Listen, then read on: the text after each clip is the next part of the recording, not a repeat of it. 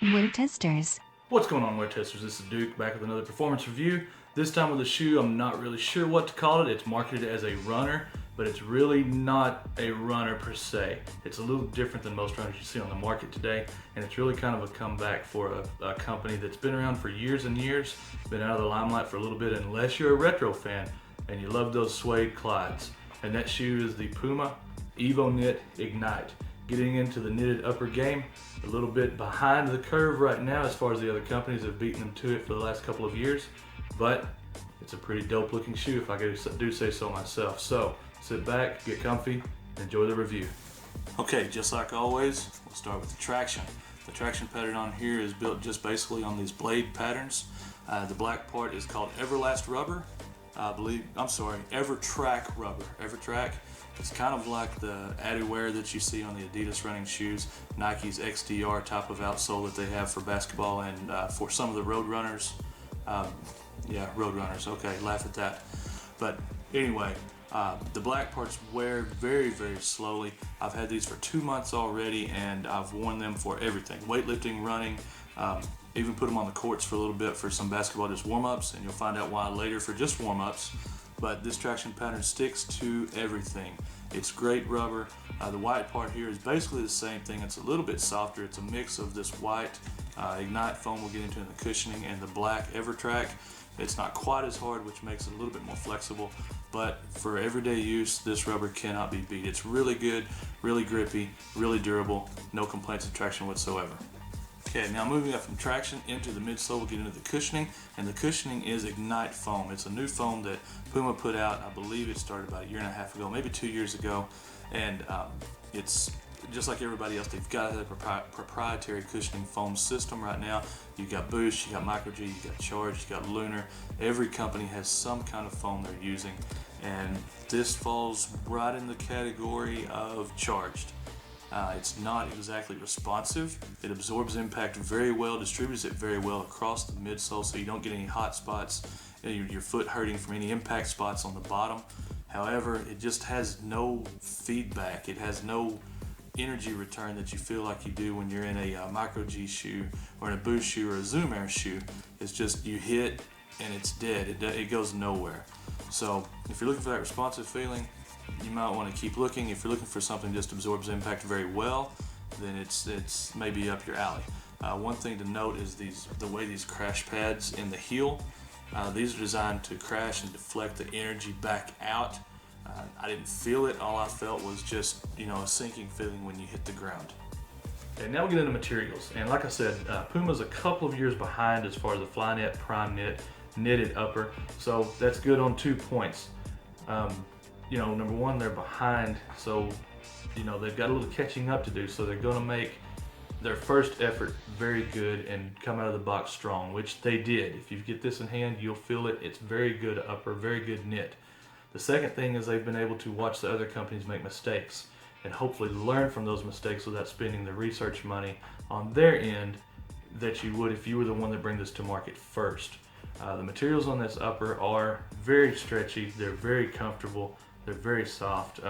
One part right here on this toe box, you can see here it's woven a little bit tighter, which to me is completely backwards from normal construction. This area on the lateral and medial side panel should be the tighter woven parts to give you a little better support in that area for lateral pushes, and the toe box should be the loosely woven because the toe needs to be flexible for comfort over that ball of the foot, and when you flex you don't want that rubbing anywhere.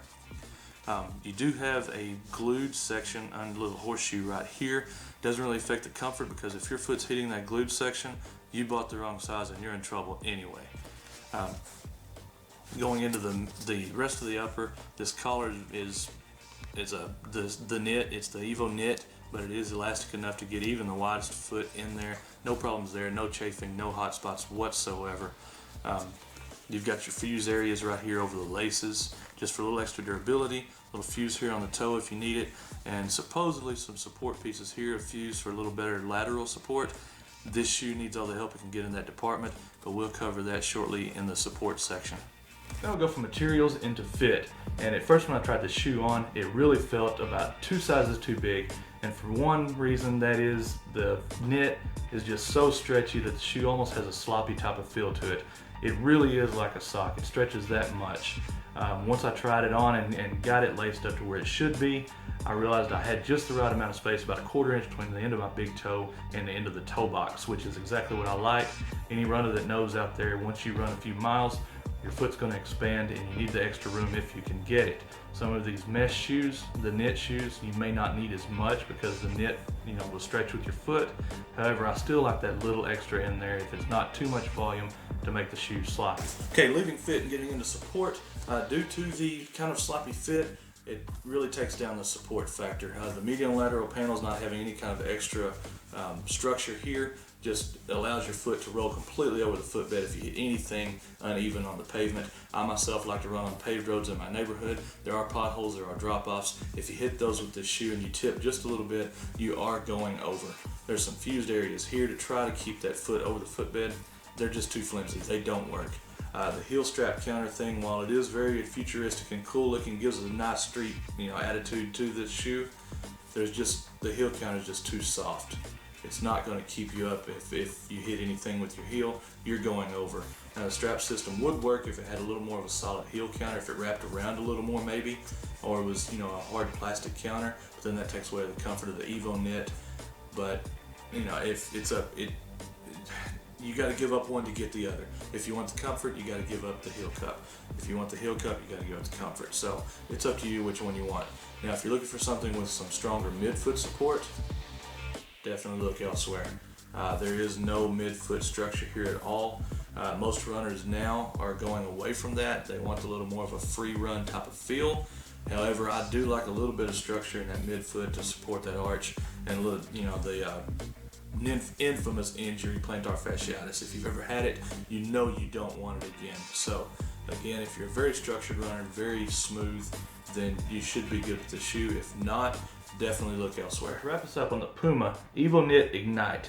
Overall, I can't really recommend the shoe for anything other than street wear, or if you're just going to run on the treadmill for a little bit. I haven't fully grasped the concept of a high top running shoe. Just is foreign to me, and I don't get it unless you're running trails. Lots of mud, pebbles, or sand or something can get into your shoe. I just don't get it. It doesn't feel right to me. Some of you it may. I know Nike has the all-out Flyknit. A couple other companies are making shoes like that. I think Ultra Boost, Adidas is coming out with one. And I think it is a trail shoe though. Same thing I'm just talking about. Priced at $130. I believe the shoe was scheduled to release back the first part of July. That's when I got this pair in, was July 1st. But they pushed it back. I don't know for what reason, but there was a big event out at Las Vegas. And I know Puma started seeding some pairs to some other YouTubers and some other Instagram people. So I believe the release is coming up the first part of September.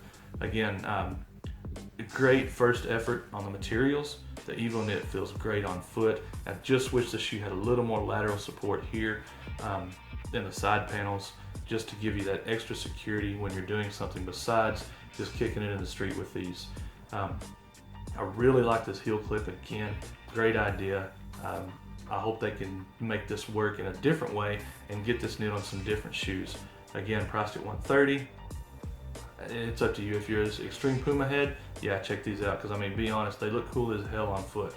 Okay, so if you're just really looking for a street shoe that can double as a sometimes workout buddy, definitely check these out. If you need that extra cushioning or that extra stability, you're going to want to look somewhere else. Coming up for me next, I'm going to do the KD9s. I've got the gold medal sitting back there. I'm going to get to those finally. I know everybody on YouTube, Instagram, internet has already reviewed them. I don't care. To me, I've got to review them. After that, I've got a couple of topo runners, one that is really, really good. I've got 2 more basketball shoes that I can't tell you about. So, thanks for sticking with me, Wear Testers. This is Duke, and I'm out.